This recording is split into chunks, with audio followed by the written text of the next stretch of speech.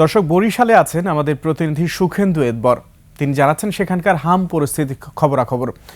সুখেন্দু, হাসপাতালে হামে আক্রান্তরা শিশুদের জন্য কি পর্যাপ্ত সেবা পাচ্ছেন বরিশালে? সবশেষ কি তথ্য আছে আপনার কাছে?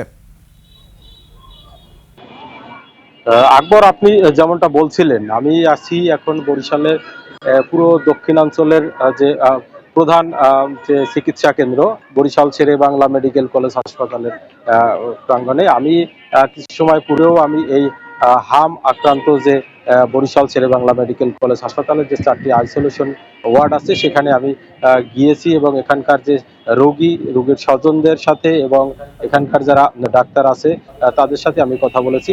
তারা আমাকে যেটা জানিয়েছে, এখনো কিন্তু বরিশাল শেরেবাংলা মেডিকেল কলেজ হাসপাতালে কিন্তু এই দক্ষিণাঞ্চলের রোগীরা, মানে বিশেষ করে শিশু হাম আক্রান্ত রোগীরা তারা কিন্তু আসছে এবং তারা কিন্তু তাদের এই যে হাম আক্রান্ত এইখানে সাধারণত আমাকে যেটা চিকিৎসকরা জানিয়েছে, এই হাসপাতালে সাধারণত যারা বেশি আক্রান্ত হয় একেবারে তারাই এখানে এসে ভর্তি হয়। এবং আমি যেটা আপনাকে জানিয়ে রাখি যে এই শেরেবাংলা মেডিকেল কলেজ হাসপাতালে গত 24 ঘন্টায় কিন্তু প্রায় 29 জন রোগী তারা বাড়ি গেছে এবং গত 44 জন রোগী তারা কিন্তু এখানে এসে ভর্তি হয়েছে। এখন এখানে 136 জন হাম আক্রান্ত শিশু কিন্তু এখানে ভর্তি আছে এবং তাদেরকে কিন্তু নিবিড় পর্যবেক্ষণে রেখেছে। এবং এখানকার ডাক্তাররা আমাকে যেটা জানিয়েছে, আমরা কিন্তু সর্বোচ্চ চেষ্টা করেছি তাদেরকে চিকিৎসা দেওয়ার জন্য।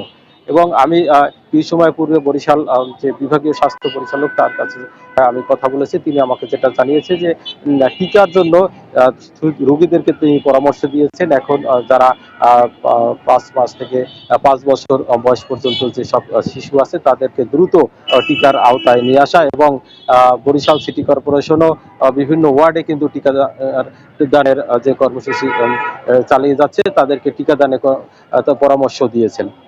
আকবর, বরিশালের হামের সর্বশেষ তথ্য ছিল এই।